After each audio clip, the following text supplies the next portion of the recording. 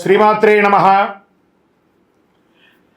ఈరోజు మనం కొత్త ఒక విషయాన్ని మనం తెలుసుకోవద్దు. అంటే ఇది వరకు కూడా తెలిసి ఉండొచ్చు, మనం గ్రంథాల్లోనూ అన్నింటిలోనూ తెలుసుకుంటాం. కానీ ఈ యొక్క యూట్యూబ్ ద్వారా ఇది మీకు చాలా ఉపయోగపడే ప్రతి ఒక్కరికి కూడా జీవితంలో తెలుసుకోవాల్సిన ఉపయోగపడే ఒక అద్భుతమైనటువంటి సబ్జెక్ట్ అండి. ఈ నవగ్రహాలకి మనం చేస్తాం కదా, ఆదిత్యాయ సోమాయ మంగళాయ బుధాయ చ గురు శుక్ర శనిభ్యశ్చ రాహవే కేతవే. ఈ 9 గ్రహాలు ఉన్నాయి కదా. ఈ 9 గ్రహాలు ఎవరు, వాళ్ళ తల్లిదండ్రులు ఎవరు, వాళ్ళ నక్షత్రాలు ఏంటి, వాళ్ళ యొక్క రాశి ఏంటి, వాళ్ళ వర్ణం ఏంటి, వాళ్ళ వాహనం ఏంటి, వాళ్ళకి ఇచ్చే నైవేద్యం ఏంటి, వారికి అధిపతిగా ఉన్నటువంటి నక్షత్రాలు ఏంటి, వాటి గురించి మనము ఇప్పుడు తెలుసుకోబోతున్నాం. రాహు సూర్య చంద్ర గ్రహణాలకు కారకుడుగా చెప్పబడేవాడు రాహు. ఒక పాము రూపంలో వర్ణిస్తారు.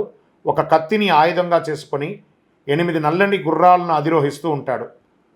పుత్రదోషం, మానసిక రోగాలు, కుష్టు లేదా చర్మానికి విపరీతమైనటువంటిది, వెన్నెముకకు సంబంధించినటువంటి బోన్కు సంబంధించిన వ్యాధులు, తర్వాత మైగ్రేన్స్, ఇవన్నీ రావడం అంతా కూడా రాహుగ్రహ దోషమే. కాబట్టి రాహు ప్రభావాలే కాబట్టి ఇవన్నీ కూడా ప్రార్థన చేసుకోవాలి.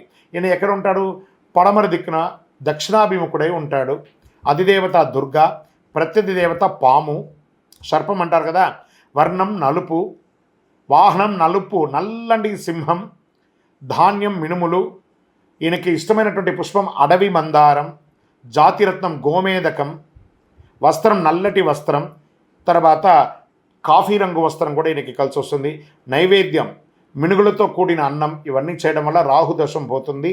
పుత్ర సంతానానికి కూడా చాలా విశేషమైనటువంటి అనుగ్రహం ఇచ్చే రాహుగ్రహాన్ని పూజించండి. విజయోస్తు.